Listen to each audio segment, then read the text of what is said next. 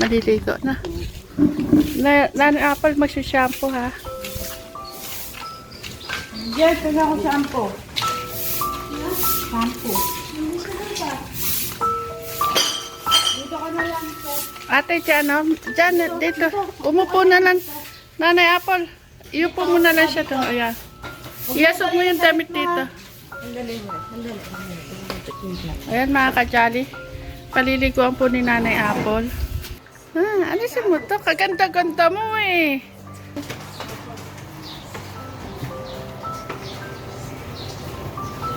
O may pagkukuskus mo sa ano niya, paa. Yan, si Nanay Apple ang magpapaligo kay.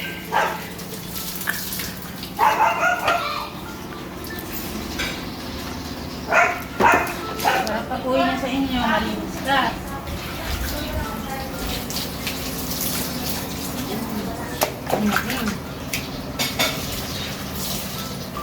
Ano naman na yung ulo niya muna? Lagyan mo ng shampoo.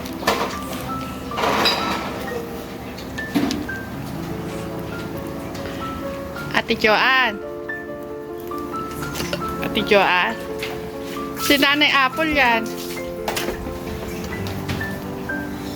Kamusta tulog mo kagabi? Ate Joanne. Okay naman lagi tulog mo? Ha? Ate Joanne. Okay naman naging tulog mo kagabi? Tingin ka gabi sa bawat tulog ng bahay.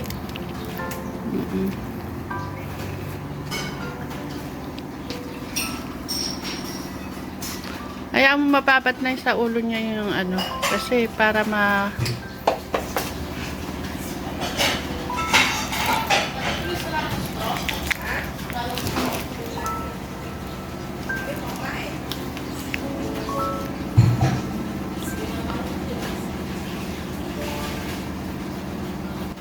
Wow, ang bango ni Ate Joanne.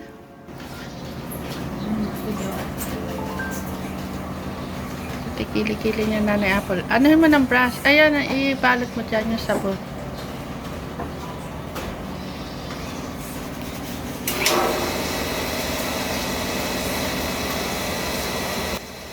Tagal kasi ni ate sa ano, sa lansangan eh. Yung kili-kili niya Nanay Apple. Para nabango.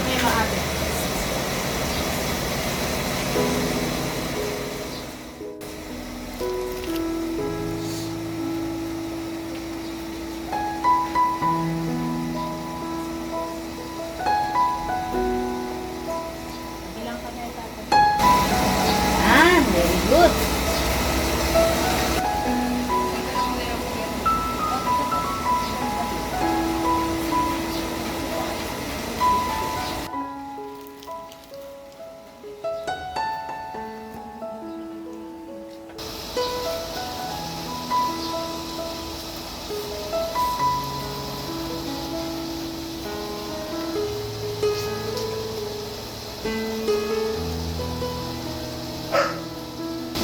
Talaga nanay ko sa iyo.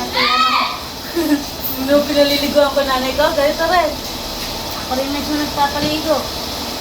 Ano talaga na pag kailangan ng magulang. Ngayon mo ko, kung nagkasakit si nanay, nagpaalam ako, di muna ako magtatrabaho kasi si nanay walang mag-aalaga.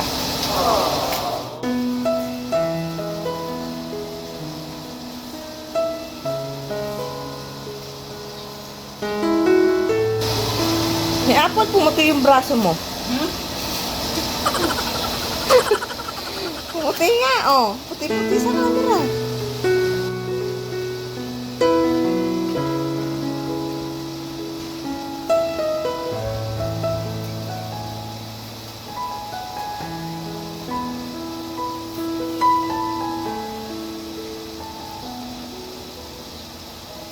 Nasaktan niya siguro yung sarili niya ito. Puro sugat eh.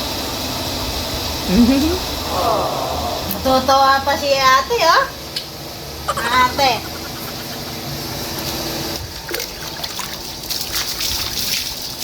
Sabi mo si Nanay Apple yan dati. Nanay Apple, di ba dati pag gawang ginaganyan, nagagalit ka? Dati, nung kay Ninang Janet. Mas mapangit daw pala lumabas sa matanda. Oo, Oo, tsaka kanina, dati siguro. Dati, ba't iba yung isip mo dati, no? Yung nakilala ko sila, Pastor, yun. Sabi na nag-ano ng pwede yung ano. Ulit pala ako sa sinasabi sa akin ni Tita. Kaya tama niya pala. Oo, nung panahon na nakabukod kayo ni Tatay Jaan, ah. Lahat ng sinasabi sa akin, Tita. Tama. Yung mga mali mo, itinatama lang noon. Ngayon mo lang naiisip. Tingnan mo, pulpuga to. Oo, baka natutulog siya sa sa daan. Kinakamit ko siguro. Lalamig na yata namin apple. Wala, naligo naman siya kagabi, di ba? Oo, sige. Sa tenga na lang na eh.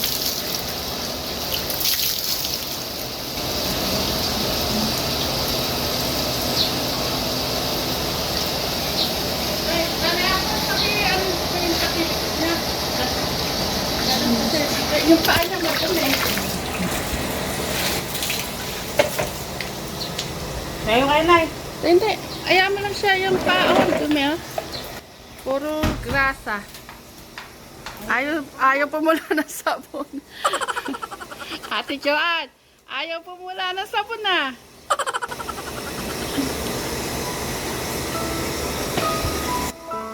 Kilkilin mo na yung paa.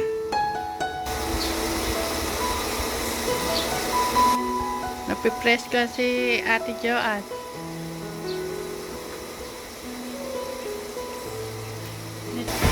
Mano naman si Nanay Apple eh. Nilikod niyo, Nay.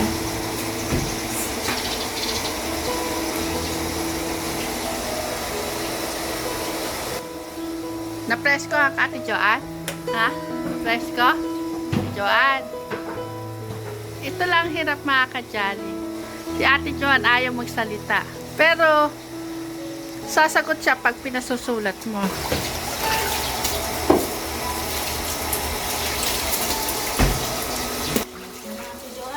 Kanina mga kadyali, anong oras nang gumising si Ate Joanne? 10 o'clock na, no? Ayan, marunong naman pala si Ate Joanne eh. Sige, mukha mo. Ayan. Ang galing. Sanay naman pala siya, Nanay Apple. Gusto niya amoy ng sabon. Sige ka lang dahil mahapdi yan sa mata, ah.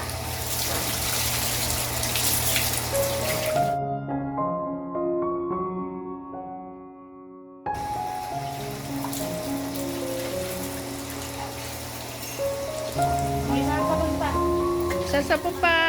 Ate, pati yung mahita mo. Ayan.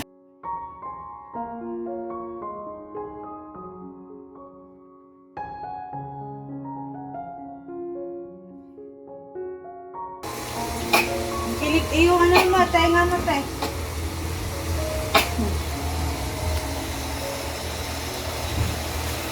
Ayan, very good. Presko na si ate. Masaya ka, ate? Ha? Naku, nanay.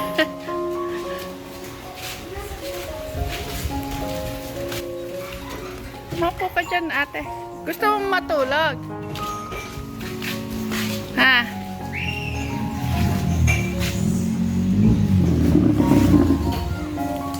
Ate, gusto mong matulog? Ha? Gusto mong matulog? Ay, Nanay Apple, patulogin na ulit doon. Ilatag mo na lang yung higaan doon sa stage. Tapos tapatan mo na lang sa electric fan. Gusto daw niyang matulog. Matutulog ka, ate? Ha? Gusto mong matulog? O, sige. Ay, si Nanay Apple. Nay!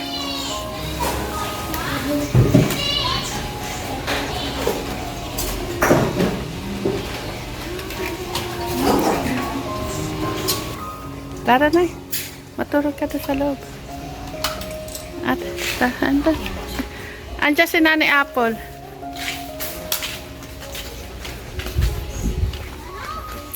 Ayan po si Noah. Mag-hello ka, Noah, sa mga kajali. Hello mga Jolly. Ah, kumain ka na doon.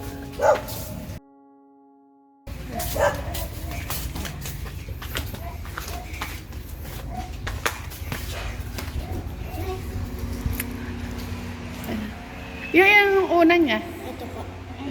Para ano, matutulog daw siya.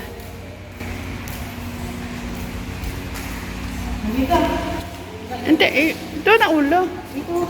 Doon, doon. Sige. Hindi ka kanta. Dito ka na. Dito. Dito mo kaya.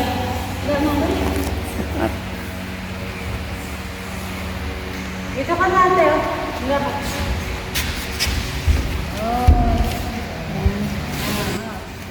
Fresh ka lang na. Ha? Sarap ng tulog mo yan dyan. Ah, sige, tulog ka na ate, presko ka na, bagong ligo. Ayan, Nanay Apple, thank you ha. Pinaliguan mo si Ate Joanne. Ayan, Nanay Apple, tatanungin kita, kamusta si Ate Joanne kagabi nung katabi mo siya? Sarap nga po ng tulog niya po kagabi. Anong oras na po siya nagising po kaganina, mga alas 10. Oo. Sarap po ng tulog. Bumawi ang tulog. Pero pinakain mo siya kanina, diba? Opo. Ayan, pinakain po ni Nanay Apple at pinabigyan ko rin po ng gatas si Ate Joanne. At ngayon po ay naligo siya. Yun, sabi niya, matutulog daw po siya. Kaya, ayun si Ate Joanne, nakahiga. Ayan, natutulog na po siya. Ayan, Nanay Apple, salamat sa pag ano mo kay Ate Joanne, ha? Ang hirap kasi hindi siya nagsasalita, no? Pero pag tinanong mo naman siya, maano naman siya, sumusunod naman siya. Yun naman ang kagandahan. Ito mga kagabi, tingin siya dyan ang tingin. Oh. Ganda, ganda. Ah, sabi niya maganda daw. Ay naman pala. Pag Nga lang tutulog. yung sindi ata ni Abby yung ilaw, nagulat. Hmm. Ayaw daw niya yung ilaw. Ah, gusto niya madilim. Kaya yung kulay dilaw na lang po pinailaw po namin.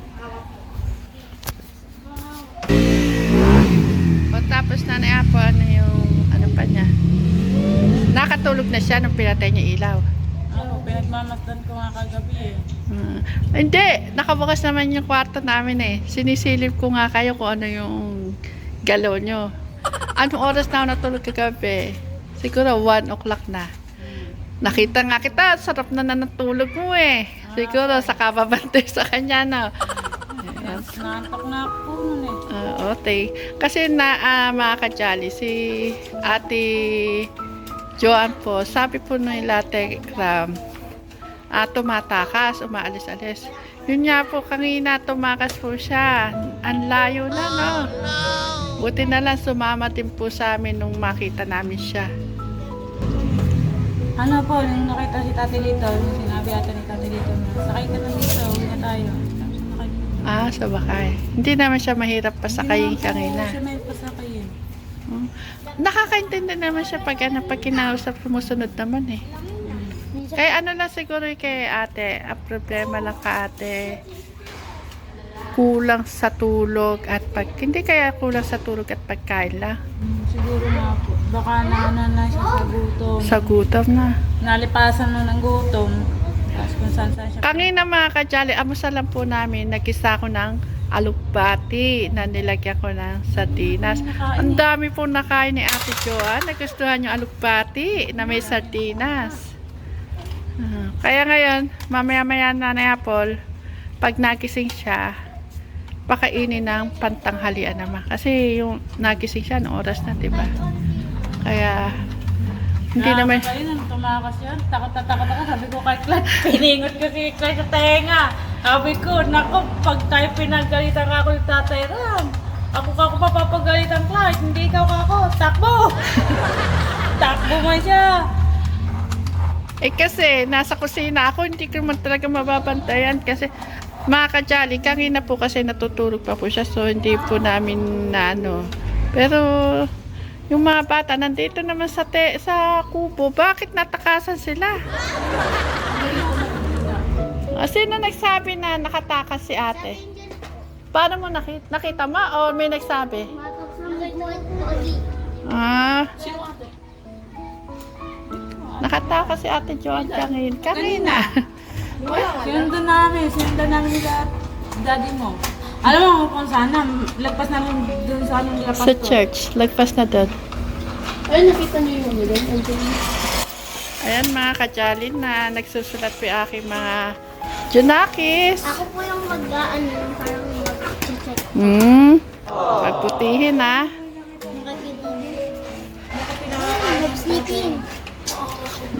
Nanay Apple, mamaya pakainin siya pag nagising ha. Apo. Sigurado naman kakain naman siya mamaya niyan.